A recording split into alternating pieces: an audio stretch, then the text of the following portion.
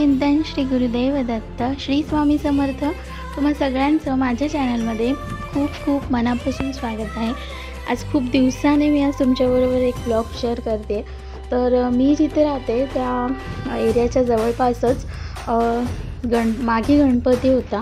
माघी गणेशोत्सव जो आपण साजरा करतो तो 11 दिवस, जसं आपल्या भाद्रपद महिन्यामध्ये मंडळांमध्ये गणपती 11 दिवस 10 दिवस अनंत चतुर्थीपर्यंत असतात, त्याचप्रमाणे इथे देखील हे गणपती 11 दिवसांचा होता। आज त्या बाप्पाचे विसर्जन आहे। काल लास्ट डे होता आणि आपले जेव्हा माघी गणेशोत्सवाचे गणपती बसले 13 तारखेपासून ते आजच्या 23 तारखेपर्यंत असा हा उत्सव होता। आणि तिथे 11ही दिवस जत्रा भरलेली होती आणि तिथेच साईबाबांचं मंदिर आहे, त्यामुळे काल पालखी सोहळा वगैरे असं बरंच काही होतं।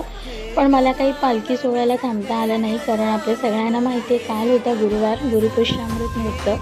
तर संध्याकाळी लवकर घरी येऊन 6-6:30च्या आसपास मी, आई आणि आमच्या शेजारच्या काकू आम्ही असं मिळून इथे बाप्पाच्या दर्शनाला गेलो होतो, कारण काल लास्ट डे होता आणि आज बाप्पाचं विसर्जन आहे मी सांगितल्याप्रमाणे। आणि मग त्यानंतर मी स्वामींच्या केंद्रात गेले होते, त्यामुळे तिथल्या साईबाबांच्या पालखीचा जो सोहळा आहे तो काही शेअर करता आला नाही आहे। पण मी खरंच सांगेन, तुम्ही सुरुवातीला जर पाहिलं असतील तर इतकं ते बाप्पा सुंदर होता। आणि जे कर्नाटकात पद्मनाभ स्वामी जे मंदिर आहे आपल्या भगवान विष्णूंच्या 10व्या अवताराचं, त्याची प्रतिकृती तिथे साकारली गेली होती।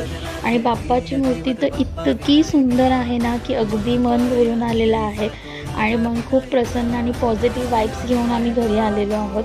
सो ओव्हरऑल ते वातावरण कसं होतं, त्या जत्रेमध्ये काय काय होतं, हेच सगळं मी तुम्हाला इथे दाखवण्याचा आणि शेअर करण्याचा प्रयत्न करते। सो तुम्ही व्हिडिओ शेवटपर्यंत नक्की बघा।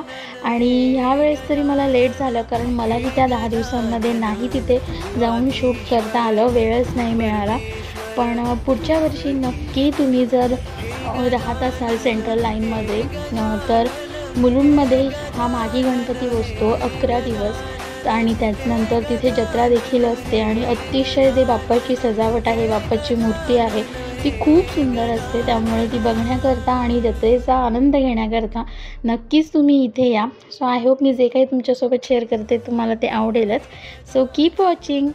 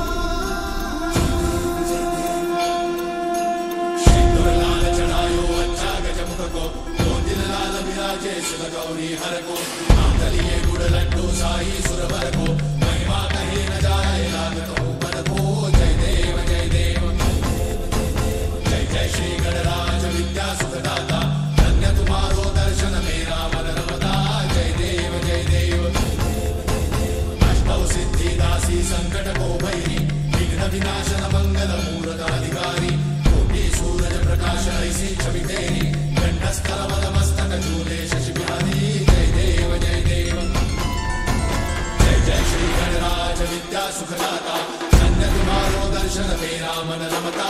जय देव जय देव। भाव भगत से कोई शरणागत आवे, सन्नत संपद सबही भरपूर पावे। ऐसे तुम महाराज मोको अति भावे, गोसावी नंदन निश दिन गुण गावे। जय देव जय देव। जय जय श्री गणराज विद्या सुखदाता, धन्य तुम्हारो दर्शन मेरा मन रमता। जय देव जय देव।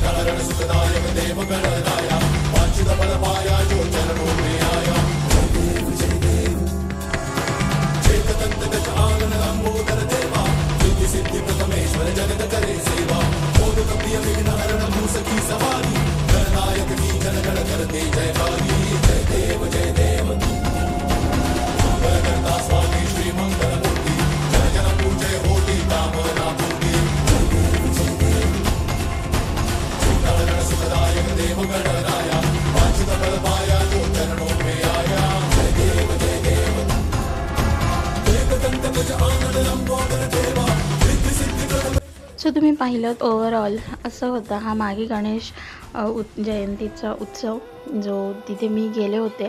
आणि ही जी क्लिप आहे अशीच घरी येताना ऑफिसवरून शूट केलेली आहे। तर मी तुम्हाला ती दाखवते की ओव्हरऑल असे 10 दिवस इथे जत्रा भरली होती। आता यावर्षी तर अर्थातच शक्य नाही आहे, कारण तुमच्यापर्यंत लवकर व्हिडिओ पोचवायला खरंच मलाही उशीर झाला। पण तुम्ही ना पुढच्या वर्षी नक्की इथे या 11 दिवस गणपती असतो तर इथे कसं यायचं, तर मुलुंड रेल्वे स्टेशनला जेव्हा तुम्ही उतरता तेव्हा मुलुंड वेस्टला प्लॅटफॉर्म नंबर 1वरून बाहेर पडल्यानंतर तिथे तुम्हाला रिक्षा अवेलेबल आहेत, साईधाम असं सांगायचं। तुम्हाला इझिली रिक्षावाले तिथे आणून सोडतात आणि तिथेच ही जत्रा भरते, तिथेच हा मागी गणेश उत्सव असतो आणि तो खूप मोठ्या प्रमाणात साजरा केला जातो।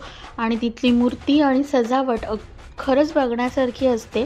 बाप्पाची मूर्ती तर अतिशय विलोभनीय असते।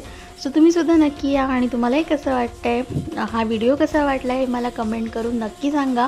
सो आय होप तुम्हाला व्हिडिओ आवडला असेल, आवडल्यास लाईक करा, कमेंट करा, शेअर करा आणि चॅनलवर नवीन असाल तर चॅनलला नक्कीच सबस्क्राईब करा।